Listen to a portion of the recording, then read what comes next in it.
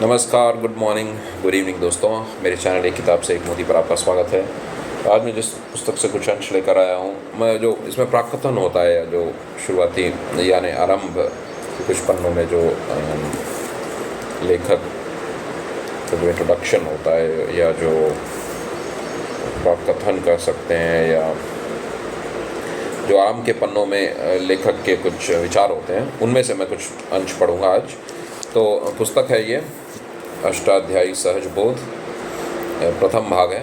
इसमें सार्वधातुक तिङन्त तथा सार्वधातुक कृदंत है, हिंदी भाषा में लिखी गई है और इसके प्रकाशक हैं प्रतिभा प्रकाशन और डॉक्टर पुष्पा दीक्षित इसकी लेखिका हैं। तो डॉक्टर पुष्पा दीक्षित ने एक संस्थान की स्थापना की है। उस संस्थान का नाम है पाणिनीय शोध संस्थान, और ये बिलासपुर में है, छत्तीसगढ़ में है। और पाणिनीय शोध संस्थान में ये मेरे ख्याल से निःशुल्क बच्चों को शिक्षा देती हैं संस्कृत की। तो अगर आपको भी इस शोध संस्थान के बारे में जानना है तो आप गूगल करके देखिए। इनका एक यूट्यूब चैनल भी है, तो आप सब्सक्राइब भी कर सकते हैं। पुष्पा दीक्षित, आप बस एक गूगल कर दीजिए पुष्पा दीक्षित संस्कृत चैनल, अपने आप इनका चैनल आ जाएगा। तो आप यूट्यूब में इनके चैनल को भी सब्सक्राइब कर सकते हैं। तो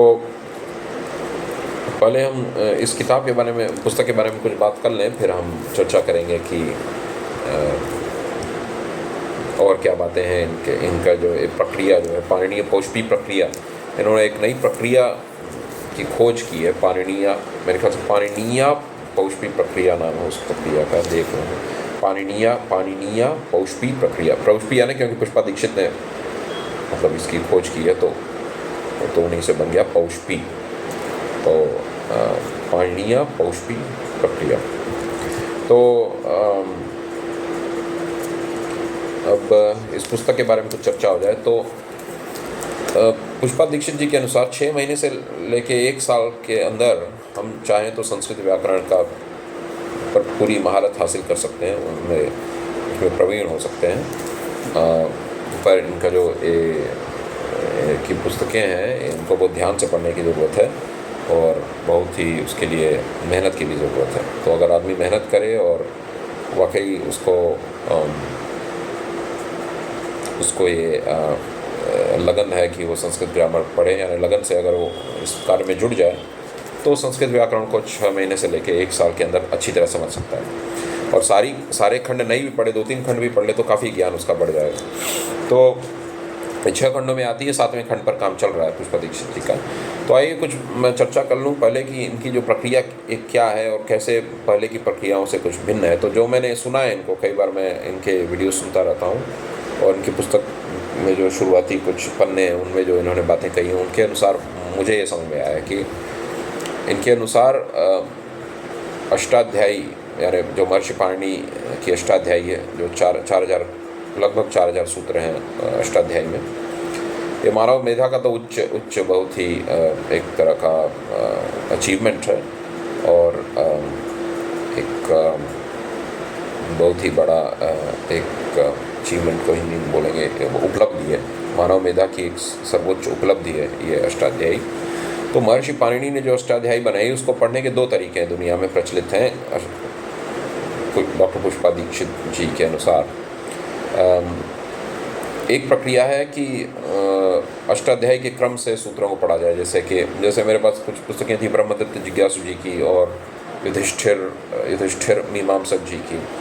तो उसमें जो तरीका है, आप पहले सूत्र को ले लीजिए, फिर दूसरे सूत्र को लीजिए, और उनको समझते समझते धीरे आगे बढ़ते जाइए।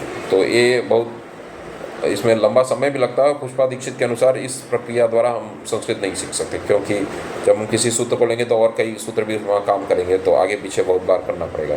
पहले सूत्र को पढ़े तो उसी सूत्र से शायद वो समझ में ना आए। कहने का मतलब है केवल पहले की सूत्र, जैसे मान लीजिए सूत्र नंबर 10 है, तो केवल उसको उसी क्रम से पढ़ा जाए 1 से लेकर 10 तक, फिर 10 से 11। तो ज़रूरी नहीं है कि आपको व्याकरण का विषय एकदम स्पष्ट हो जाए। तो एक तो पहली प्रक्रिया वो है जिसके मतलब पुष्पा दीक्षित जी के अनुसार वो प्रक्रिया गलत है, यानी उससे संस्कृत व्याकरण समझ में पूरी तरह आएगा नहीं। और उसमें समय भी लगेगा। दूसरी प्रक्रिया है जो सिद्धांत कौमुदी के अनुसार जो संस्कृत सिखाई जाती है, और पुष्पा दीक्षित के अनुसार यही प्रक्रिया अभी विश्व में अधिकतर स्थानों पर यही प्रक्रिया चलती है, सिद्धांत कौमुदी की प्रक्रिया। तो ये प्रक्रिया तो पूर्ण है, पर पुष्पा दीक्षित के अनुसार वो उसमें समय बहुत लगता है, और उनके अनुसार जो पाणिनि का जो क्रम था, जो वैज्ञानिक क्रम था, प्रकरण थे, इन सबको तोड़ कर और इनको सूत्रों के क्रम को बदल कर विषय को कठिन कर दिया गया है, और बच्चों को समझने में मुश्किल होती है, बच्चों क्या बड़ों को भी उनके अनुसार समझने में मुश्किल होती है। तो मैंने तो इन दोनों में से किसी प्रक्रिया का अनुसरण नहीं किया। हाँ, थोड़ा बहुत मैंने कोशिश की थी बहुत साल पहले कि संस्कृत सीखूं मैं ब्रह्मदत्त जिज्ञासु जी के तरीके से। काफ़ी अच्छी चीज़ें हैं उसमें, पर उसमें भी मुझे लगता है समय बहुत लग जाएगा, क्योंकि और वो जो उन्होंने एक किताब लिखी है, मतलब जिससे कि संस्कृत जल्दी से जल्दी सीखा जा सके, कुछ मुख्य सूत्रों को उन्होंने बस चुन लिया है 4000 में से, कि जो अगर कोई जान ले तो साधारण संस्कृत वो भी आ जाए। तो उनका ये प्रयत्न, उनकी कोशिश बहुत अच्छी थी, पर पुष्पा दीक्षित के अनुसार उसमें भी पूर्ण रूप से व्याकरण का ज्ञान नहीं पाते। तो खैर, ये दोनों प्रक्रियाएं हैं दुनिया में, और पुष्पा दीक्षित के अनुसार दोनों में बहुत इन दोनों तरीक़ों से संस्कृत को स्पष्ट रूप से और पूर्ण रूप से नहीं समझा जा सकता। हमेशा कुछ न कुछ डाउट या कुछ संदेह बना रहता है। तो पाणिनीय पौष्पी प्रक्रिया पुष्पा दीक्षित जी के अनुसार एक ऐसी प्रक्रिया है जिसमें समय भी कम लगता है, और ये पाणिनि के क्रमानुसार ही बनाई गई है उनके अनुसार। यानी पाणिनि जो कहना चाहते थे वो पुष्पा दीक्षित जी के अनुसार उन्होंने समझ लिया है। यानी पुष्पा दीक्षित को पाणिनि के हृदय की बात समझ में आ गई, क्योंकि अध्ययन करते करते उन्हें लगा कि पाणिनि जो कहना चाहते थे वो आज की दुनिया में जो प्रक्रियाएं प्रचलित हैं उसमें वो बात झलकती नहीं है। तो पाणिनि जी क्या चाहते थे, महर्षि पाणिनि क्या चाहते थे, उसके अनुसार ही जैसा चाहते थे उसी के अनुसार ये पाणिनीय पौष्पी प्रक्रिया बनाई गई। ये तो हो गई इस प्रक्रिया की बात। तो ऐसा क्या है इस प्रक्रिया में कि इसमें समय भी कम लगता है और समझ भी आदमी की ठीक रहती, मतलब एकदम स्पष्ट हो जाती। तो एक चीज़ मैं बता देता हूँ, जैसे कि ये जैसा बताती हैं पुष्पा दीक्षित जी कि जैसे लघु सिद्धांत कौमुदी की प्रक्रिया में भू जब धातु लिया जाता है तो एक धातु लेके, यानी इनपुट हो गया कंप्यूटर की भाषा में, एक इनपुट ले लिया हमने भू धातु। अब उसमें प्रोसेसिंग जो है सारे सूत्र लगेंगे और एक अलग क्रम से लगेंगे, तो ये सब प्रोसेसिंग हो गए। तो उनके अनुसार इनपुट बहुत कम है, केवल एक इनपुट लेते हैं लघु सिद्धांत कौमुदी प्रक्रिया में, एक इनपुट भू लेंगे और फिर सारे जो रूप हैं या फॉर्म्स, जो अलग अलग रूप हैं भू के, जैसे भवति भवतः भवन्ति, भवसि भवतः भवति, भवामि भवावः भवामः। मैं बहुत पहले मैं संस्कृत में पढ़ता था तब मुझे याद है, भवति भवतः भवन्ति। तो ये सब जो रूप हैं उसके केवल एक ही लकार में नहीं, सारे लकारों में बनाए जाएंगे, और लघु सिद्धांत कौमुदी प्रक्रिया के अनुसार, जैसा मैंने समझाया उनके व्याख्यानों से। तो इस प्रक्रिया में होता क्या है कि इनपुट बहुत कम है, प्रोसेसिंग बहुत है, और आउटपुट तो होगा ही ज़्यादा, क्योंकि आउटपुट भी कम है, क्षमा कीजिए। भू लेंगे आप, इतना प्रोसेसिंग करेंगे, आउटपुट केवल यही भू के सारे फॉर्म मिलेंगे, बाकी धातुओं के अभी रूप आपको नहीं मिले। तो ऐसे ही 2000 करीब धातु हैं। तो यही आप प्रक्रिया सोचिए कि अगर आपको इसका अनुसरण करना हो तो कितना समय लगेगा। इसीलिए जीवन का एक लंबा भाग लग जाता है व्याकरण को पढ़ने में, 12 साल तक लग जाते थे पहले के ज़माने में, या मतलब अगर कोई सिद्धांत कौमुदी का मार्ग अपनाए तो। और दूसरी जो पाणिनीय पौष्पी प्रक्रिया, उसमें क्या है, इनपुट ज़्यादा है, प्रोसेसिंग कम है और आउटपुट भी ज़्यादा है।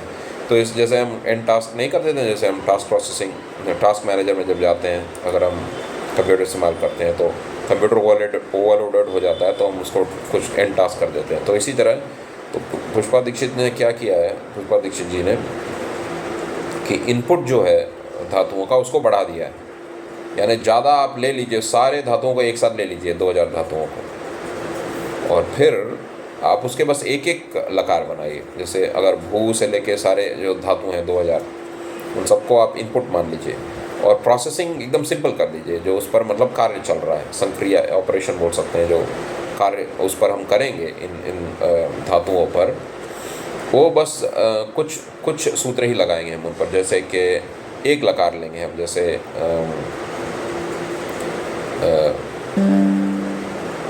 लकार जैसे हैं, लकारों का नाम अचानक से मैं जैसे भूल गया हूँ, जैसे लट, लिट, लुट, लिट, लोट, लंग, लिंग, लुंग, ये सब जो लकार हैं अलग। तो लट लकार जैसे भू लिए हम, अरे मतलब सारे हम धातु ले लिए 2000 या जितने भी हैं सारे धातुओं को ले लिए, उनमें एक लकार लगाएंगे लट, और प्रोसेसिंग बहुत कम है, बस जो जितने भी लट लकार के सब प्रत्यय सूत्र हैं, सब प्रत्यय हैं, सब लग जाएंगे, और फिर हम पूरे उस विज्ञान को समझ जाएंगे लट लकार बनाने के सारे सूत्रों को। तो इससे क्या है, प्रोसेसिंग कम हो रहा है और इनपुट बहुत ज़्यादा है, आउटपुट खूब मिल जाएगा आपको। तो इसमें क्या है, समय कम लगता है और बुद्धि एकदम स्पष्ट रूप से समझ जाती है कि संस्कृत का व्याकरण कैसे काम करता है। तो यही मेरे ख्याल से उसका सार है, जो पाणिनीय अपौष्ट की प्रक्रिया है उसका, यानी इनपुट बढ़ा दीजिए, प्रोसेसिंग कम कर दीजिए, आउटपुट बढ़ा दीजिए, यानी ज़्यादा से ज़्यादा शब्दों के रूप बनाने की जो कला है या जो उसका विज्ञान है, वो हम इस पुस्तक से सीख सकते हैं। तो ये बात है, विशेष बात है इस पुस्तक की। तो जैसा मैंने कहा कि ये 6 खंडों में उपलब्ध है, 7वें खंड पर शायद ये काम कर रही हैं, और आप भी इस पुस्तक को खरीदिए, प्रतिभा प्रकाशन से मंगाइए, हिंदी में है ये, 6 खंडों में आती है अभी मेरे ख्याल से। ये पेपर बैक में है और हार्ड बैक में है। तो हार्ड यानी दख्ती, इसका बाहर का दख्ती होती है जो हार्ड बैक जिसे बोलते हैं। तो ये तो मेरे पास है 6 खंड है, अगर आप चाहें तो पेपर बैक भी मंगा सकते हैं, यानी जिल्द पेपर का होगा। तो और इसका अध्ययन कीजिए और बच्चों को भी पढ़ाइए, जिससे कि उनकी तर्क शक्ति विकसित होगी।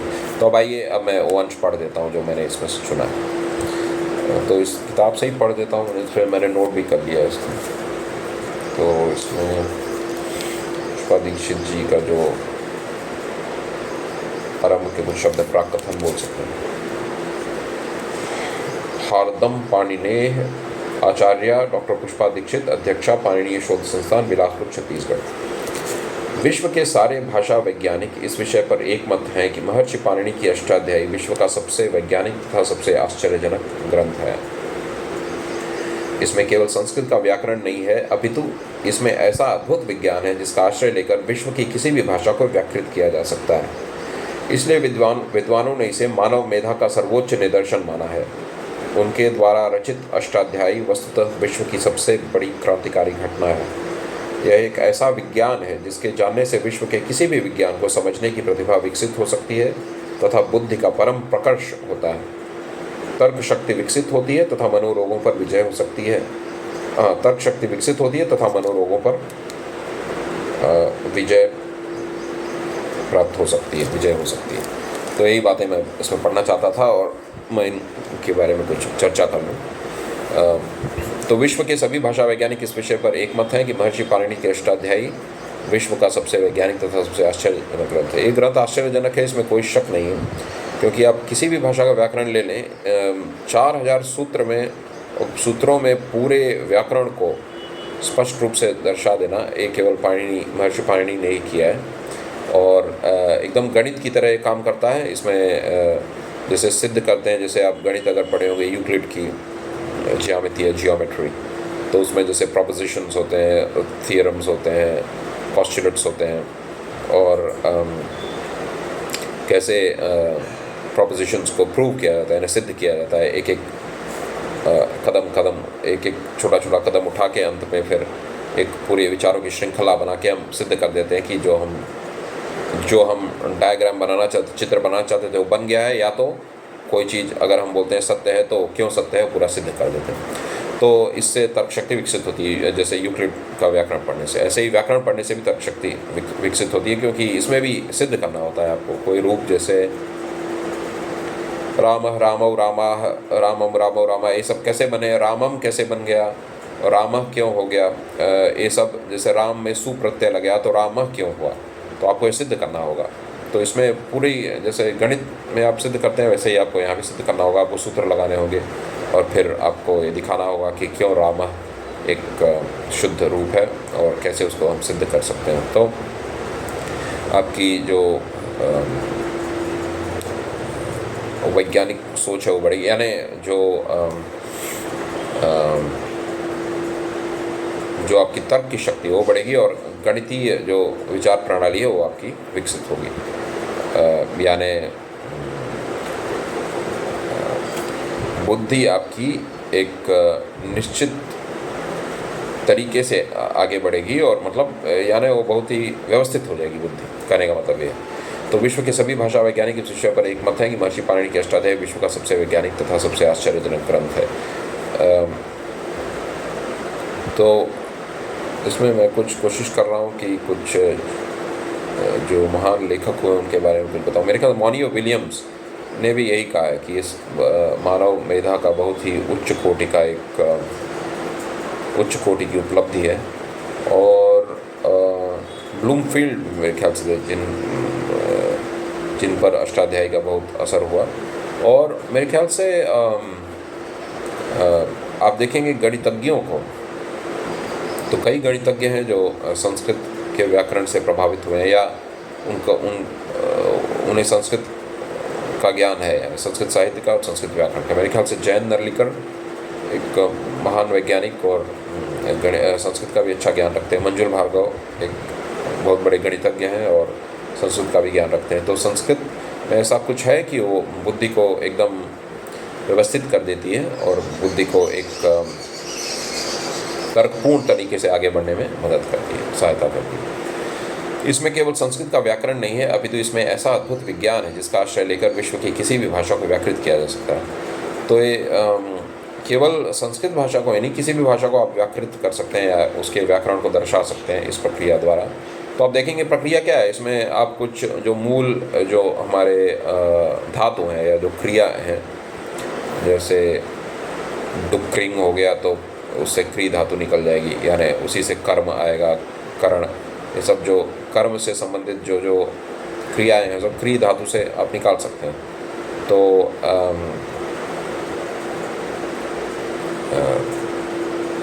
कहने का मतलब है कि जैसे आप किसी भी भाषा की क्रिया को ले लें और उन क्रियाओं के मूल रूप को रख लें, रूट फॉर्म्स जो होते हैं, और इसी तरह जो नाउन्स हैं उनके मूल रूपों को ले लें। फिर आप ये सोचें कि कौन कौन से प्रत्यय लगते हैं उस भाषा में, पूरे प्रत्ययों का एक संग्रह होगा। फिर कौन सा प्रत्यय लगने पर क्या उसमें बदलाव आएंगे, इस पर सब विचार करना होगा। यानी पूरे अगर आप अष्टाध्यायी पढ़ लेंगे और उसको स्पष्ट रूप से उसका विज्ञान समझ लेंगे तो उसी विज्ञान को हम दूसरी भाषा पर भी लागू कर सकते हैं, कहने का मतलब ये है। इसलिए विद्वानों ने इसे मानव मेधा का सर्वोच्च निदर्शन माना है। उनके द्वारा रचित अष्टाध्यायी, मतलब पाणिनि महर्षि के द्वारा रचित अष्टाध्यायी वस्तुतः विश्व की सबसे बड़ी क्रांतिकारी घटना है। ये क्रांतिकारी इसलिए है कि इसके पहले कहीं इतिहास में आप नहीं देखेंगे कि ऐसा कोई कार्य हुआ हो भाषा पर कि पूरी भाषा को कुछ सूत्रों द्वारा, फॉर्मूलास द्वारा, गणितीय शैली में पूरे व्याकरण को विकसित किया गया हो और वो पूर्ण हो। तो एक क्रांतिकारी घटना ही मानी जाएगी। यह एक ऐसा विज्ञान है जिसके जानने से विश्व के किसी भी विज्ञान को समझने की प्रतिभा विकसित हो सकती है तथा बुद्धि का परम प्रकाश होता है। तो विश्व का कोई भी विज्ञान हो, जैसे गणित हो, फिज़िक्स हो, यानी भौतिकी हो, बायोलॉजी हो, जीव विज्ञान मेरे ख्याल से, या केमिस्ट्री और रसायन विज्ञान हो, अर्थशास्त्र हो, इकोनॉमिक्स, लिंग्विस्टिक्स हो, यानी भाषा विज्ञान हो, व्याकरण हो, तो किसी भी विज्ञान को समझने की शक्ति आप में बढ़ जाएगी। क्योंकि इसमें जैसा कि मैंने अंग्रेजी में जो वीडियो बनाया उसमें भी कहा, व्याकरण में हम क्या करते हैं कि हम चीरने लगते हैं शब्द को, चीर के उसके अलग अलग टुकड़े कर लेते हैं, देखते हैं कि कौन सा टुकड़ा क्या कार्य कर रहा है, उन टुकड़ों के जुड़ने पर क्या असर होता है। जो जैसे केमिस्ट्री में आप देखेंगे तो जैसे केमिकल दो मिलते हैं तो कुछ रिएक्शन होता है, तो ऐसे ही व्याकरण में आप देखेंगे कि तो जब अलग अलग टुकड़े मिलते हैं साथ में तो कुछ रिएक्शन होकर एक नया शब्द हो जाता है, जैसे राम प्लस सु रामा हो जाएगा। ऐसे ही जब आप तिप प्रत्यय लगाएंगे भू में, भू धातु है, अब उसमें आप तिप प्रत्यय लगाएंगे तो प का तो वो लोप हो जाएगा, तो बचा ती, तो फिर उससे भू से फिर भव होगा, भवती हो जाएगा। तो ये सब जो कार्य होते हैं, एक कैसे कार्य होते हैं, जैसे कि केमिकल रिएक्शन, जैसे फिज़िक्स में ले लें तो कैसे मान लीजिए कोई एक पिंड है या एक फिज़िकल बॉडी तो आगे बढ़ रहा है, तो न्यूटन के एक नियम के अनुसार तो आगे बढ़ता रहेगा जब तक कि कोई बाहरी फोर्स या कोई उस पर दबाव न पड़े, या फोर्स को नहीं कर सकते हैं, जैसे कि कोई प्रेशर, कोई ताकत उस पर, जब कोई शक्ति उस पर असर न डाले तब तक वो पिंड आगे बढ़ता रहेगा उसी गति में, उसी गति से आगे बढ़ता रहेगा। मेरे ख्याल से त्वरण बोलते हैं, एक्सेलरेशन, खैर, तो वो पिंड आगे बढ़ता रहेगा। तो जो ही कोई दूसरा पिंड उस पर असर डालने लगा तो उसकी दिशा बदल जाएगी, तो उस पर रिएक्शन हो गया। तो इसी तरह व्याकरण में भी आप देखेंगे तो शब्दों को चीर चीर कर पाणिनि ने बताया कि मुख्य रूप से जो धातु हैं वो हैं, फिर उनमें कैसे और प्रत्यय लगेंगे, तो उसमें कौन से उपसर्ग लगेंगे, तो प्रत्यय और उपसर्ग लगने पर क्या उसमें प्रतिक्रिया होगी, रिएक्शन होगा। तो ये सब विज्ञान में यही चाहिए होता है। गणित में भी आप देखेंगे तो यही चाहिए, जैसे कोई ऑपरेशन हो गया, प्लस का एक अलग रिएक्शन होता है दो चीज़ों पर, या प्रतिक्रिया होती है, संक्रिया बोलते हैं जैसे ऑपरेशन। तो विज्ञान में यही होता है, दो चीज़ों को लेते हैं, कुछ उस पर प्रतिक्रिया होती है उनकी, फिर एक कुछ बाहर आउटपुट निकलता है, उसका कुछ असर होता है, उसका कुछ फल निकलता है। तो यही चीज़ आप व्याकरण से सीखते हैं, इसलिए आपकी वैज्ञानिक बुद्धि बढ़ जाएगी। आप इसको नीति शास्त्र में भी लागू कर सकते हैं अपने जीवन में ही।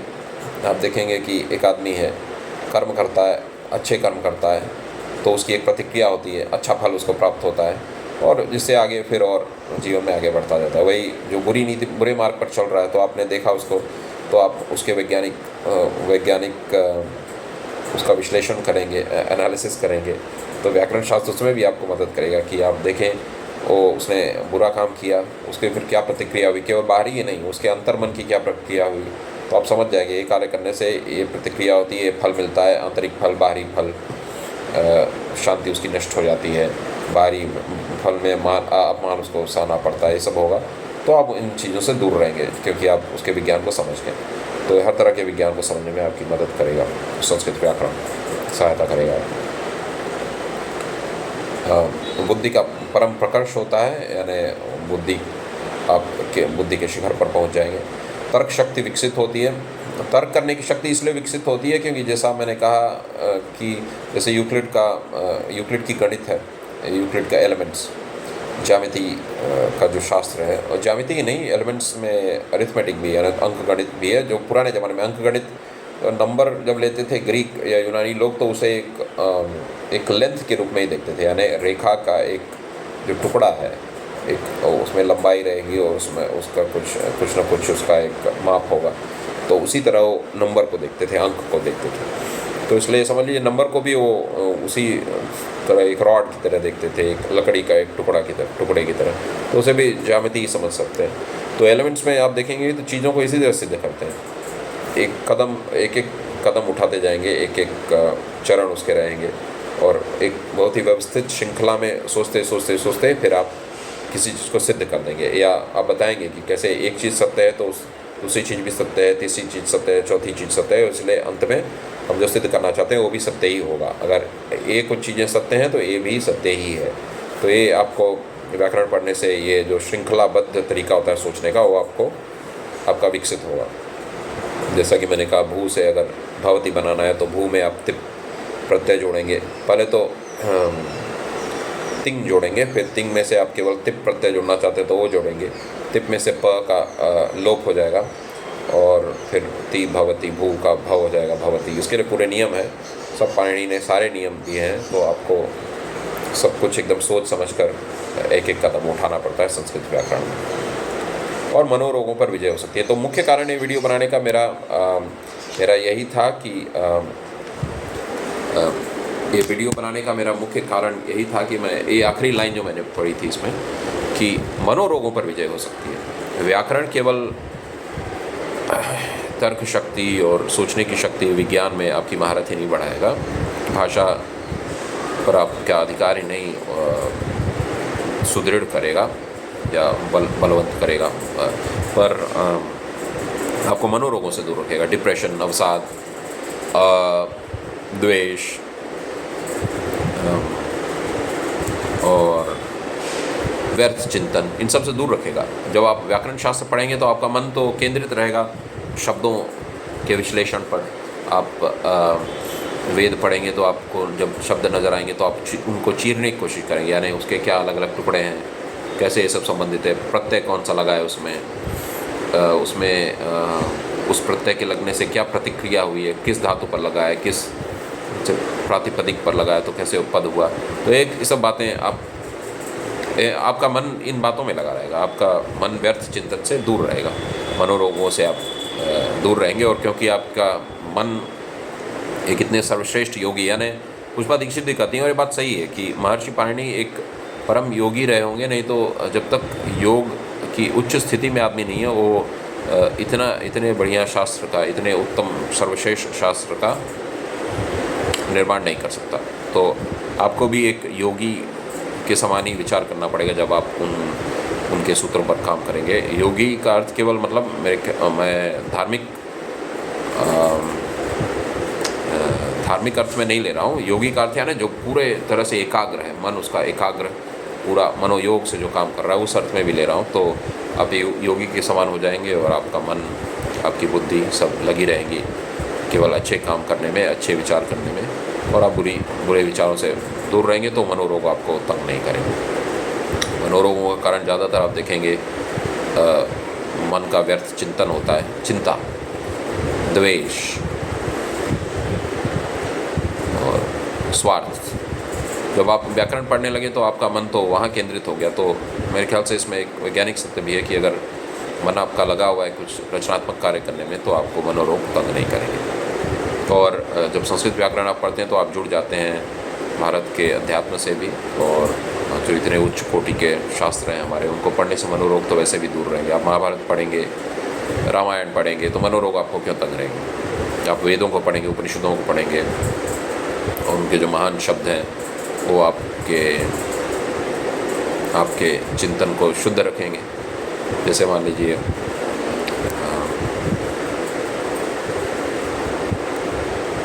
जैसे वेदों को ले लेते हैं, अग्नि मीले पुरोहितम, ऐसे अग्नि से ही शुरू होता है 12 शब्द।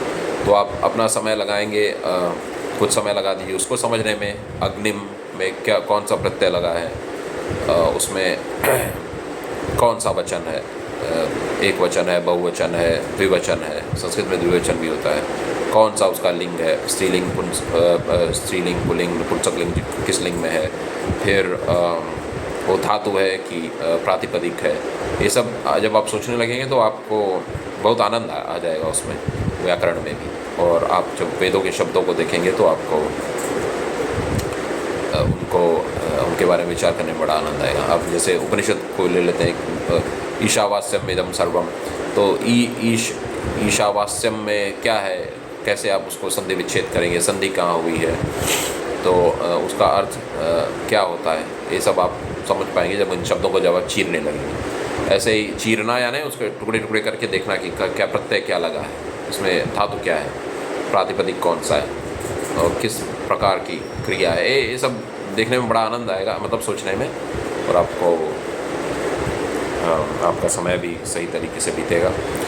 ऐसे ही रामायण जब आप पढ़ेंगे, जब आप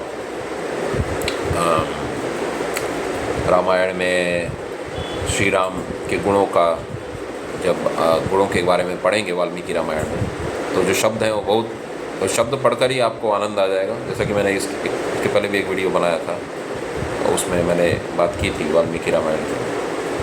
तो जैसे श्री राम के लिए कई शब्द इस्तेमाल हुए हैं, मेरे ख्याल से धृतिमान, सर्वशास्त्र मर्मज्ञ नहीं, सारे शास्त्रों के सार को जो जानते हैं, वो संस्कृत में एक बहुत बढ़िया शब्द इस्तेमाल हुआ है, मुझे ध्यान नहीं आ रहा। तो उनके बारे में उनके लिए जो उनके गुणों को दर्शाने के लिए जो संस्कृत शब्द इस्तेमाल हुए हैं, संस्कृत शब्दों का जो प्रयोग किया गया है, बहुत आनंददायी शब्द हैं। यानी एक सत्यसंध, मेरे ख्याल से सत्यसंध शब्द उनके लिए यूज़ हुआ है, और ऋषभकंद मेरे ख्याल से यूज हुआ है। और बहुत मतलब उनके पास शारीरिक बल भी था, बुद्धि बल भी था, चरित्र बल भी था, सब जो श्री राम के लिए इस्तेमाल किया गया है वो उसको पढ़ने में ही बहुत आनंद आता है। पढ़ भी ले तो भी बहुत आनंद आता है। और महाभारत आप पढ़ें तो भगवद गीता तो पूरी महाभारत में ही है, विष्णु सहस्त्रनाम महाभारत में ही है। तो आप इन सबको ये सब जो महान अंश हैं महाभारत के उनको पढ़ के आप जब व्याकरण भी समझ जाएंगे तो उन शब्दों को जब आप देखेंगे तो आपको उन शब्दों का असर आप पर ज़्यादा गहरा पड़ेगा। कहने का मतलब ये है। तो आशा है आपको ये वीडियो पसंद आया होगा। तो अब मैं इस वीडियो के अंत में फिर से ये बातें दोहरा दूँ कि आप भी ये खरीदिए अष्टाध्यायी की पुस्तक प्रतिभा प्रकाशन से। 6 खंडों में आती है।